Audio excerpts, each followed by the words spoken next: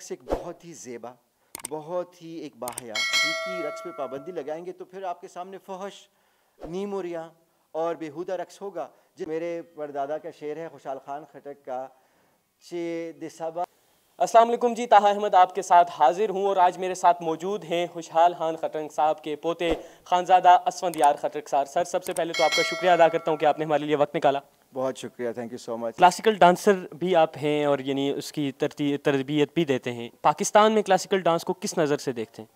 دیکھیے بات یہ ہے کہ مولانا رومی صاحب فرماتے ہیں کہ کائنات کا ہر ذرہ حرکت میں ہے، رقص میں ہے، اور وہ یہ بھی فرماتے ہیں کہ خدا تک پہنچنے کے بہت سے طریقے ہیں، اور میں طریقہ اختیار کیا ہے خوشی کا، مسکراہٹ کا، ہنسی کا، موسیقی کا اور رقص کا۔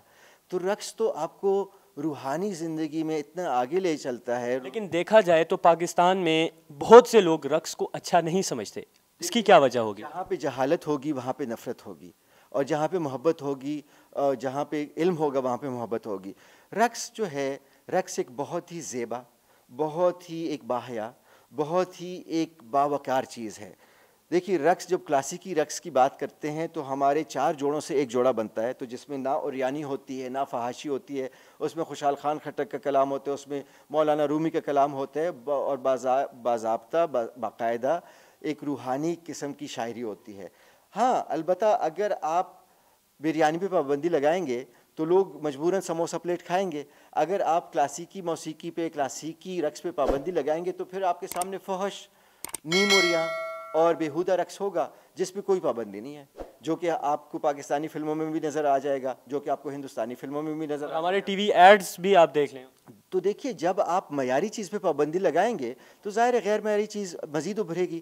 تو اگر معیاری رقص ہو جو کہ مغلیہ بادشاہوں کے درباروں میں ہو چکا ہے، جو کہ افغان پشتون درباروں میں ہو چکا ہے، اگر آپ بچوں کو ایک معیاری چیز سکھائیں گے، دیکھیے بچہ جب تک معصوم ہوتا ہے، جب تک وہ بولتا نہیں ہے، تو اس کے سامنے جب موسیقی آتی ہے تو وہ ناچتا ضرور ہے، چونکہ اس کا دماغ کسی نے آلودہ نہیں کیا ہوتا ہے کہ رقص حرام ہے یا یہ جو ہے نا یہ غلط ہے۔ تو جب تک وہ خود معصوم ہوتا ہے، جب وہ پیور ہوتا ہے، خالص ہوتا ہے، سچا ہوتا ہے، تو وہ رقص کرتا ہے۔ لیکن جیسے ہی کوئی نفرت سے بھرا ہوا شخص، چاہے وہ کوئی بھی ہو، جب اس کے ذہن میں ڈالتا ہے کہ نہیں رقص نہیں کرنا، یہ تو حرام ہے، بھائی کہاں پہ حرام ہے؟ آپ ثبوت لا کے دکھائیے، کون سے مذہب میں حرام ہے، کون سے معاشرے میں حرام ہے؟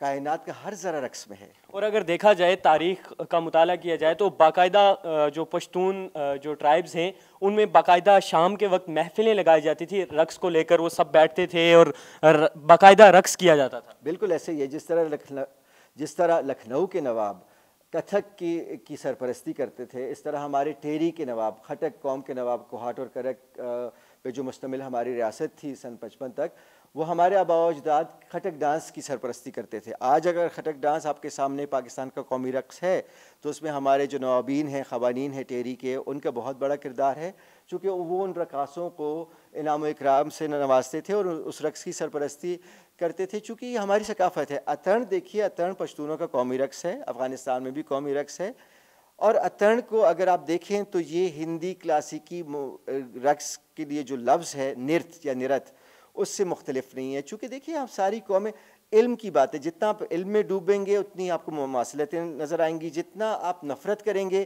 اتنا ہی کہیں گے کہ ادھر ہم اور ادھر تم۔ تو نرت جو ہے وہ سنسکرت میں رقص کے لیے لفظ ہے، اترن جو ہے پشتو میں رقص کے لیے لفظ ہے، دونوں ہم آواز ہیں، دونوں ہم معنی بھی ہیں۔ تو یہ ہے کہ ہماری تو ہزاروں سال کی تاریخ ہے جو کہ ہم لوگ ساتھ رہے ہیں، افغانستان، پاکستان، ہندوستان، بنگلہ دیش، یہ سارا ایک خطہ رہا ہے، ہماری ایک طرح کی تہذیب رہی ہے، ایک زبانیں رہی ہیں۔ جو زرتشتوں کی زبان ہے اوستا، تو جو پرانا مذہب تھا اس علاقے کا، اس کے ساتھ جو زندہ ترین، سب سے قریب ترین زبان ہے وہ پشتو ہے۔ تو پشتو سنسکرت سے بھی زیادہ قدیم ہے، فارسی سے بھی زیادہ قدیم ہے۔ بات اس امر کی ہے، ضرورت اس امر کی ہے کہ تحقیق کی جائے، اور یہ تحقیق بچوں کے سامنے پیش کی جائے، تاکہ بچہ پہلے دن سے ہی اس کو اپنی عظمت رفتہ کا احساس ہو، اور وہ جو ہے نا با اعتماد اور پروقار شخص، اور اس کے ساتھ ساتھ اپنے آباء و اجداد کی جو ہیں تعلیمات ان کو لے کر آگے چلتا سکے۔ دیکھنے والوں کے لیے آخری پیغام کیا دینا چاہیں گے؟ دیکھنے والوں کے لیے آخری پیغام یہ ہے کہ میرے پردادا کا شعر ہے خوشحال خان خٹک کا، چے دسبا بادا گزر پو چمن بیاکڑا، دسبا بادا گزر پو چمن بیاکڑا، پو چمن کے رنگا رنگ گلو نواکڑا، کہ اے باد صبا، گزر سے چمن سے گزر دوبارہ کرو، دوبارہ چمن سے گزرو اور چمن میں رنگا رنگ پھولوں کو جو ہے نا وہ تم کھلاؤ۔ تو جو ہمارے رنگا رنگ پھول ہیں، ہمارے بچے ہیں، میری بعد ثبات سے گزارش ہے، والدین سے گزارش ہے، اساتذہ سے گزارش ہے کہ وہ اس چمن کی طرف آئیں، اس پھولوں کی چمن کی طرف، اور اس میں جو رنگا رنگ پھول ہیں ان کو جو ہے نا وہ نکھرنے دیں، ان کو جو ہے نا بلاسم کرنے دیں، اور جو بھی پھول کا رنگ ہے اس پہ جو ہے نا اس کو مزید نکھاریں، تاکہ ہمارے سامنے خوبصورت گلدستہ ہو، خوبصورت باغ ہو، خوبصورت چمن ہو جس میں ہر طرح کا رنگ ہو۔ جی بالکل، اسی شعر کے ساتھ اپنے میزبان طاہا احمد کو دیجیے اجازت، اللہ نگہبان۔